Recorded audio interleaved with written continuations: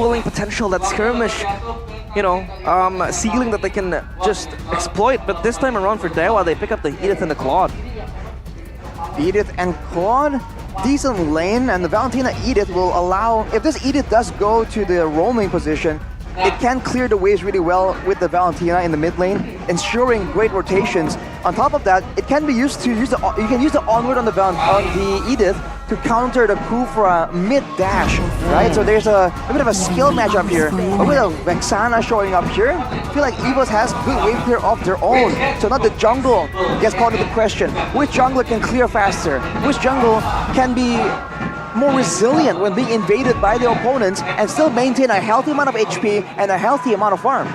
Yeah, the Vexana underlooked in game number 1. It was picked second game for Richie this time around. No, it's for Clocken to pick up. But then again, it raises the question on how Dewa will have an extra CC, extra kind of like mini load that they can play through the IMU, kind of stealing that Eternal Guard. That will kind of give a pesky task for Evos to deal with, as they ban out the Minotaur, kind of like just disables Mueza on that initiation tool, essentially.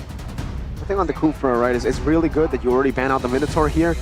All the reactive picks is definitely a good option to go for up against the Kufra. You want to try to dive here, and you definitely want to take away anything that can stop that dive. But the thing is, for Dewa, they've already picked up the Edith relatively early, and this is why the Edith is so important to pick up in the first phase. It's so prio.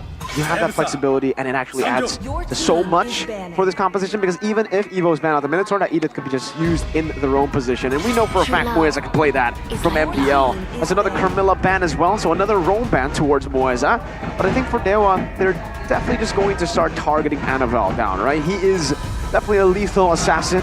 One of the most lethal assassins, I think, in MPL Indo. Just last season, he was probably the best Ling. Yeah. So the fact that Ling gets banned out by Evo shows you just how much respect they also have towards Ray, who also proved a lot of people wrong in the playoffs. Yeah, played Ling spectacularly in that regard. And now we want to touch a bit about the Kufra. The Kufra in and of itself is a good counter initiator, but then again, it can't really initiate in and of itself. It needs some sort of you know, setup that could really just maximize the Tyrant's Rage. Now, of course, for Evos, how do they deal with this? Because they do have the Vexana, but they still need one more initiator maybe to just round out the draft, practically. I mean, if they want to have multiple ways of engaging, that could serve well. But if they want to just rely on the Eternal Guard being their secondary engage tool, that could be an option as well. If they really want Fluffy to have something a bit more aggressive, that's a bit more divey towards the back line. Yeah, and the history, of course, for Mueza, the newcomer here, an MPL ID Season 14, third and fourth place for MDL ID Season 7 with OPI Pegasus, and still the same place for Season 8 for MDL, and then was able to clinch that first place in MDL ID Season 9. So of course, you see that improvement coming in from Mueza, and now he has to fill the shoes of Ryan, who is known to be the last Kage, as they pick up the Julian that will most likely go to the jungle. This also sets up Ray with a good pick. Big shoes to fill. Someone like Drian, right, coming in to replace him. But hey, Mueza has been an amazing jungler for both OP Pegasus in MDL and winning the championship with Big Fam Jr. obviously here. And we get to see the Hylos. I was about to say that, you know, the Edith will get to see if it's going to be Flex, but even now, we don't know where the Edith is going. We don't know where the Hylos is going. Yep. Me personally, I like the Hylos more in XP. Shout out to White Horse, or otherwise known as White Chicken, because he has been playing a whole lot of the Horseman himself. Yeah. Well, I feel like when it comes to engage though, the Edith is a lot more dynamic. So if they want to be a bit more aggressive, I feel like the Edith can be more surprising. But if they don't, and they just want that annoying, pesky frontline member with good sustain, they can just walk around and be so difficult to punish. There's nothing wrong with putting the highlights in that roam position as well. It all depends on how they want to play this out. And finally, rounding out this draft with the Nolan here for the side of Evos. A lot of assassins, but not a lot of targets available for the side from the side of Dewa. So this Nolan is going to be facing the same issue that Kyrie was, although we saw that Fnatic Onyx were able to beat the odds in that situation. Yeah, I mean, the Valentina is hard to catch, so will be the Edith, tanky in its own regard, as well as the Hylos, who is just quick, unkillable, and also very fast. So now, the draft index here, Arashi? Well, if you look at the draft index, lineup rating, and counter index, both favor the side of Evos. I feel like they do have the more well-rounded composition. They have an assassin. They can go for big team fights, or they can go for pickoffs as well. So that usually means that they can be a bit more confusing in the Land of Dawn. But we'll have to see for Dewa, man. There are ways that they can use this draft in creative ways as well. Here we go, the gods seeking out to tame the white tigers. Will their fangs and their claws stay the same, as sharp as ever? Or will the gods still reign over them? It is the match number 2 of MPL ID Season 14, Dewa United against Evos Glory. A whole lot of green, by the way, for Dewa. Almost like they're sending a message. Go green, ladies and gentlemen. Go purify and revitalize, right? 2 purifies and 1 big revitalize for the horseman himself. And it'll be in the XP, by the way. As we see Panzer actually walk up very early on. It might be first blood. Heejumi gonna fall. Panzer flickers forward to give the final smack. Well, that came out of nowhere. We weren't ready for that, but Heejumi already taken out, already forced to use the Purify as well. What was that about, man? Evos immediately bit down on that, and now Ray tries his best to try and get the steal. He does, actually. Great combo together with the Terrify. Mueza still able to flicker backwards. Earth Shadow coming down. Heejumi respawning and clapping back. Able to find a trade, and that has to be worth it. Now immobilized into the enhanced sight. Ray equalizes the kills on the board. We are back to 2-2. Evos forces the issue, and this time around, it becomes an issue for themselves. They were overextending their stay, but as we take a look at the emblems here, Arashi, what is something that you can pick up with the emblems they pick? Well, this is a Kufra with a Quantum Charge on Panzer, so he wants a bit more of the sustain of the movement speed, more utility-based, so he won't be too concerned with the clearing, with the concussive blast. Well, as for Mueza, being the main frontline here, aside from Chorizo, of course, he just goes in for the permanent tenacity combo. All he wants to do is survive long enough to get 1 extra Earth Shatter off, like we saw in the previous engagement. And that could be all that the team needs to try and find a winning play. But look at this. Then onward into the Earth Shatter. Panzer can't be moving right now. Got bouncing ball to try to escape. The enhanced chain will knock him up, but it's not going to be enough damage to take him down.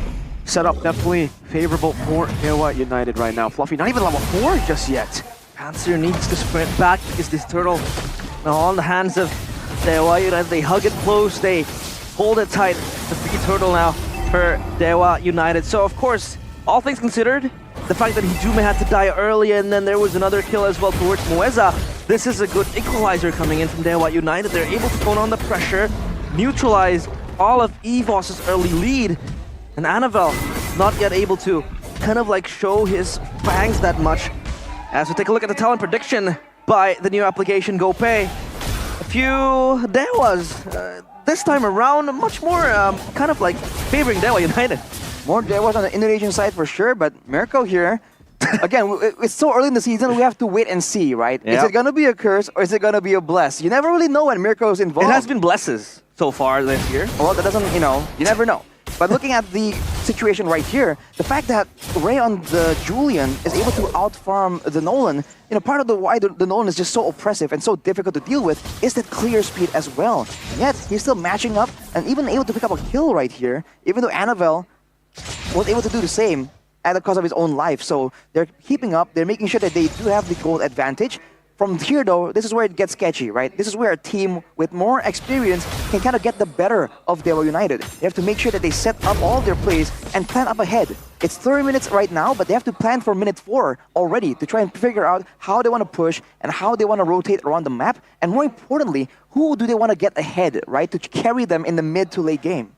Dewa has been investing a lot of these members to just drag out the resources and maybe look for a collapse towards Evos Glory. Doma already has his corrosive kite, able to just survive the lane and maybe, just maybe, join in the team fight a little bit more early because that item kind of supplements that approach.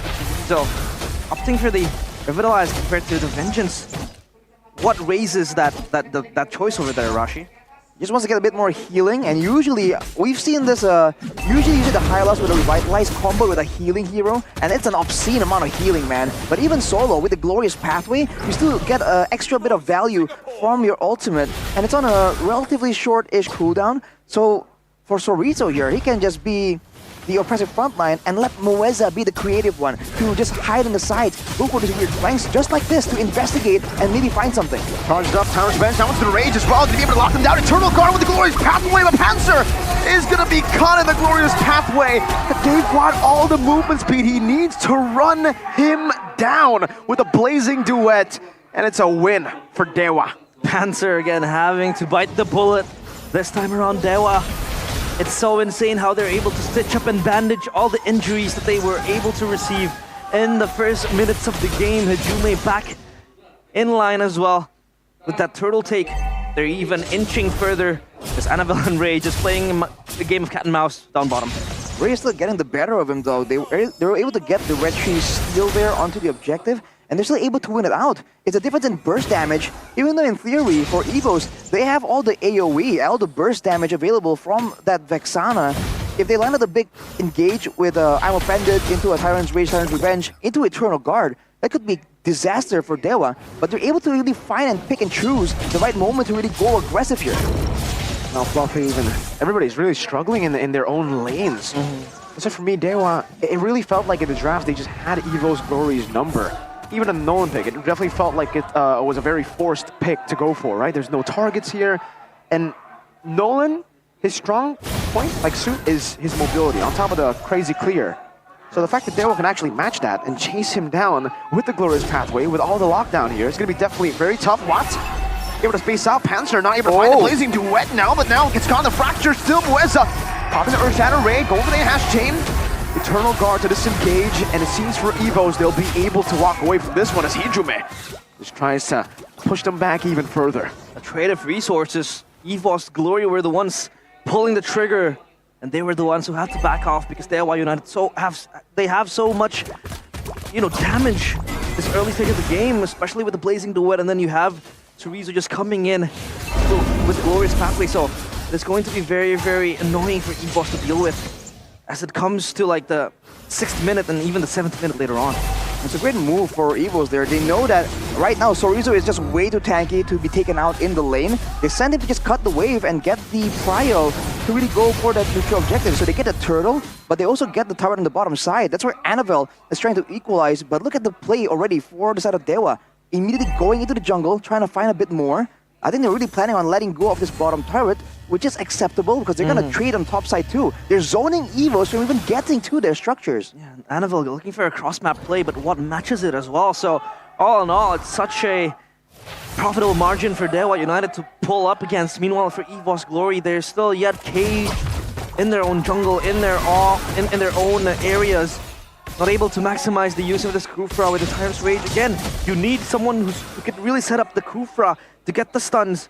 Exactly. And you can't really bank up with the Eternal Guard. You can't really, hope Clocken will be the main initiator again. So for Kufra, it'll kind of get harder as the game progresses. That's the problem of first picking the Kufra and then not picking a secondary or the real initiator, because the Kufra is a secondary initiator. You can't be the one engaging on the Kufra. You need someone to engage, and then in the midst of a fight, you find a capitalization. At least that's the optimal route for a Kufra to make plays. And here, Panzer is forced to make initiations all the time. Yeah, and he will just throw away most of the time. With an ultimate coming from Chorizo. Walking him down right now. Spirit Destruction thrown away. What? Wait. Finds a kill, and Ash Chain as well. Doma's going to be taken down too. Both the carries, the backliners, have been found in the front lines of battle. Doma taken out and down. The Moskov you would expect to be so mobile. This time around, Ray smells blood and just cuts down the carries of Evos Glory. It's a crazy bait and switch right there. They saw the Glorious Pathway and they're like, wow, the advance is coming. But before they know it, it's a bait, right? The danger comes from the side lanes. And this is what's so difficult right here for Evos. Usually, like you said, you want your roamer to have the freedom to just hide around and go for the big pickoffs, the big engages on the right members. But the fact that they have Fluffy on a Ruby that's, sustainable, but not exactly tanky for the burst damage coming in from the side of Dewa, now they're just forced to kind of use Panzer to be that main front line because they can't lose Fluffy and have him fall behind. So for now, Panzer's going to take the brunt of the aggression, and Fluffy immediately goes for the Radiant Armor because he knows that the Julian damage, that the Edith damage, and the Valentina damage as well, all are it's the exact factor that's allowing Dewa to be a lot more fearsome when it comes to the pick-off game. Yeah, and Fluffy hasn't even been existent, and look at the skirmishes and the collapses coming in from Evos Glory. He could be the kind of like the main engager, the main initiator, but then again, Fluffy has to really deal with the damage coming in from Ray, from Hijume again, like how Arashi mentioned. So for Evos Glory, it's going from bad to worse. As Dewa is able to rack up a 5k gold lead as the Lord marches up top. Evos, they're playing a defensive game this time around. Again, that I'm offended, trying to go for the catch, but Panzer wasn't ready to really go for it. Annabelle walks up the fracture, Hijume takes it up, doesn't care about that damage, and they take a tier 2. As Evos, it's really getting frustrating, definitely for them. They can't really look for anything around the map, and Doma at this point, he's just going to try to clear out the waves, but even then, what? Can still siege the tier 2 down. That's a 6,000 gold lead. All of the tier 2s. Yeah, we talked about game plans as well, pre-game. But this time around, Evos looks like they're kind of lost in their own draft. So how do they kind of call back against Dewa United? They have to make for a big engage. Not on Mueza though, but they go for it. 2 ultimate use already. But I'm offended now. Panzer's all alone. Mueza with the Primal Wrath. Pushing some damage back. Panzer able to escape still. And for Dewa, I like that decision. Shows you that they're actually just really, really disciplined too, despite, you know, obviously having those issues in the past. They have a 6,000 gold lead. They could have definitely forced the fight, but they said, nah, why? We have a 6,000 gold lead. We have a Lord spawning in 60.